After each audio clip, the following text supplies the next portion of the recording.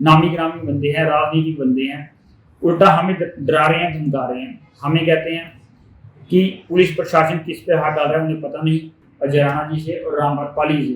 तो इन्होंने कहा कि गंगा में गए हुए हड कभी वापस आए हैं, इनकी सबसे बड़ी वर्डिंग ये थी। पर उल्टे इन्होंने हमें डराना धमकाना शुरू कर दिया। इस झगड़े को निपटाने के लिए इन्होंने हमें कहा था कि आपने 10,30,000 रुपए तो आपने दूसरी पार्टी को देने हैं। 2 लाख की जो पेमेंट थी पार्टी का वकील मांग रहा है। ये राधेश्याम वधवा जी से अपोजिट पार्टी के वकील थे। इन्होंने कहा कि समझौता तभी हो सकता है जब आप अपोजिट पार्टी वाले कह रहे हैं कि हमें वकील की 2 लाख रुपए की पेमेंट चाहिए।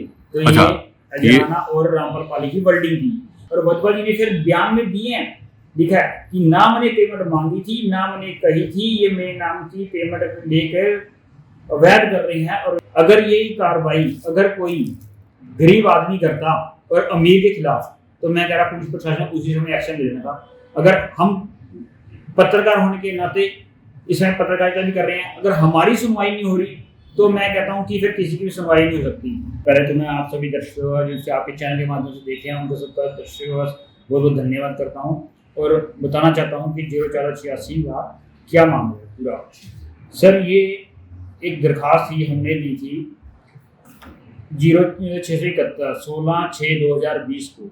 ये आस्था मोदी जी के हमने सम्मुख सामने पेश होकर दी थी, जिसमें ये दरख्वास्त दी थी हमने कमलजीत अजराना जो कि श्रोमणी अकाली दल के प्रवक्ता हरियाणा के और बीजेपी के रामपाल पाली जो कि बीजेपी के नेता हैं, उनके खिलाफ दी थी। हमारा कोई घरेलू झगड़ा चल रहा था, उस झगड़े के बीच पे ये सामसी बन के आए थे कि हम ये झगड़ा निपटा देंगे।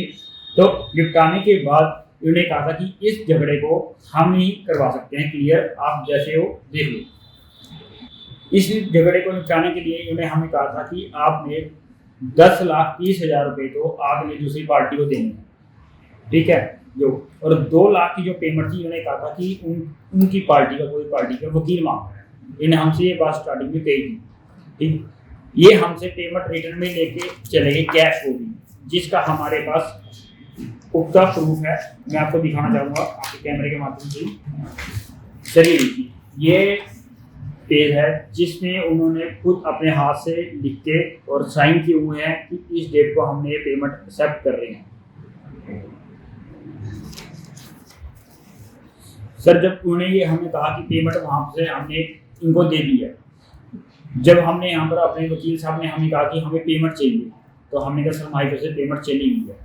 तो उन्होंने कहा कि मेरे पास ना तो मैंने कोई पेमेंट मांगी है ना कुछ, उन्होंने पेमेंट कहते मुझे तो अपने केस की रिलेटेड पेमेंट चाहिए। तो हमने उन्हें कहा कि जिस बंदे को 2 लाख की पेमेंट वैसे ही मिल जाए तो वो 5-10 हज़ार रुपये फीस कैसे लेगा। तो हमने उन्हें कहा सर जी फिर भी हम आपको 5-10 हज़ार रुपये पेमेंट दे देते हैं, आपको 2 लाख तो फिर भी हमें दे। तब सारी गुत्थी खुली कि हमने कोई पेमेंट ना मांगी थी, ना मैंने मुझे चाहिए, मेरे नाम के पैसे इन्होंने लिए हैं, मैं प्रूफ कर सकता हूँ।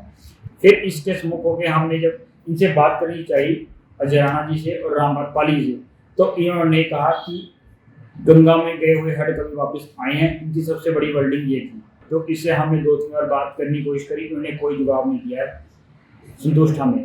तो इसके बाद हमने इनके रिश्तेदार कोई बहुत भी बंदे अपने शहर के उनके थ्रू उनसे बात करने की कोशिश करी कि बात बढ़े ना और यहीं पर ही खत्म हो गई। पर उल्टे इन्होंने हमें डराना धमकाना शुरू कर दिया। डराना धमकाने के बाद फिर हम जब देखा कि ये बात ऐसे नहीं क्लियर होती, तो हमने एप्लीकेशन दी 0671 नंबर दरखास्त दी 16/6/2020 को। और सर वो जो हमें दरखास्त ही दी है वो भी हमने एफिडेविट के ऊपर दी है। कल कोई बात ये ना कोई कहते कि आप मुँह कर गए, ये देखिए उसकी वो भी कॉपियाँ हैं हमारे पास जो हमने दी थी। ये मेरे मामा जी और हमने दोनों ने ये उस पर दी थी एफिडेविट के ऊपर। और जब हमने एफिडेविट के ऊपर दरखास्त दी, इसमें मैडम जी ने बहुत सख्ती से कार्रवाई करी, बहुत अच्छी तरह बारीकी से छानबीन करी, क्योंकि शहर के इज्जतदार मानी गिरामी लोग थे। इन्होंने एडीए की राय मिली, एडीए साहब से पूछा कि इसमें क्या ऑफेंस लगते हैं, आईओ से ही पूछा कि आपको क्या लगता है इसमें, क्या नाम है जो राधेश्याम वधवा जी हैं उन्हें भी बयान दिए कि मेरे नाम की जो पेमेंट इन्होंने ले रहे हैं इनके ऊपर एक्शन होना चाहिए। ये अभी भी कह रहे हैं कि मेरे नाम की पेमेंट ले रहे हैं। राधेश्याम वधवा जी कौन थे इसमें? ये राधेश्याम वधवा जी से अपोजिट पार्टी के वकील थे। उन्होंने कहा कि समझौता तभी हो सकता है जब आप अपोजिट पार्टी वाले कह रहे हैं कि हमें वकील की 2 लाख रुपए पेमेंट चाहिए, तो अच्छा, ये अजराना और रामपाल पाली की वर्डिंग थी। तो इन्होंने हमें भी यही कहा कि वो पेमेंट उनके पास चली गई है, और इन्होंने थाने में भी यही बात लिख के दी है वहां पर।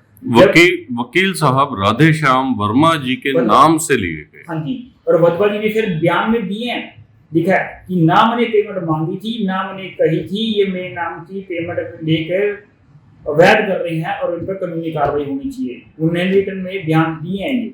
और ठीक है जी, यहाँ तक मामला समझ आ गया कि इस तरह का मामला हुआ और एफआईआर हो गई।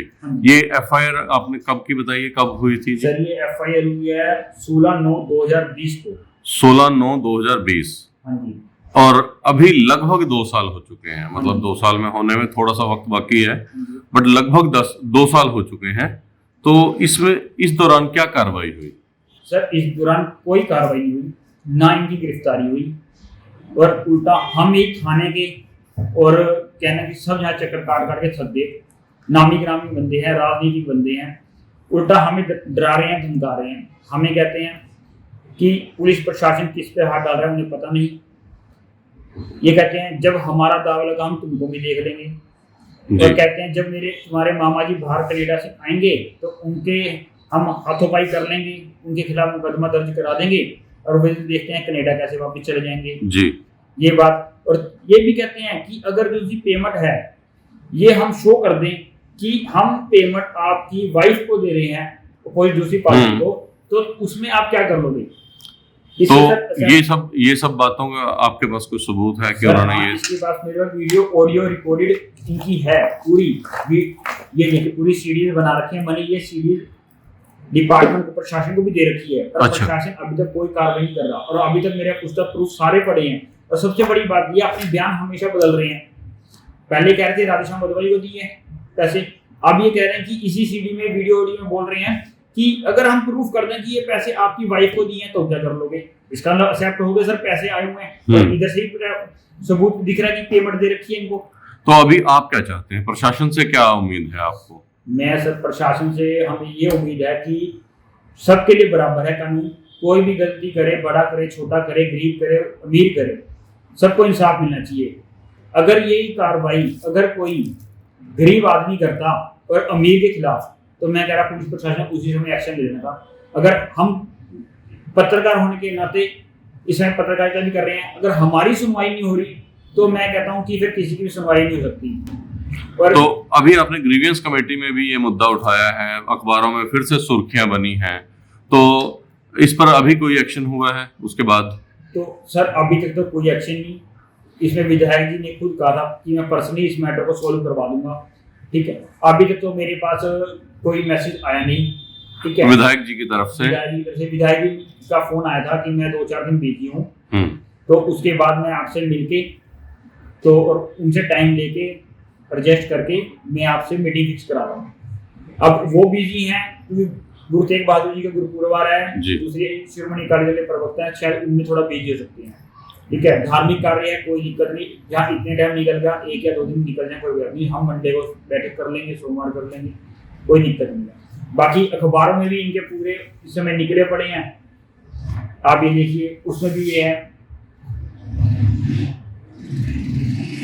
और इसमें भी अखबारों में भी साफ साफ निकला पड़ा है कि ये हमें धमकी दे रहे हैं जी। तो कोई प्रूफ हो है मेरे पास तभी, तो शायद उससे पहले मेरे ऊपर भी कोई ना कोई एफआईआर करा देते कि आपने किस बिहाफ पे ये बात कर रहे हैं। अगर मेरे पास प्रूफ है मैं तभी बात कर रहा हूँ सर, वैसे नहीं तो मेरे को भी मुकदमा दर्ज करा सकते थे। बिल्कुल सही, धन्यवाद।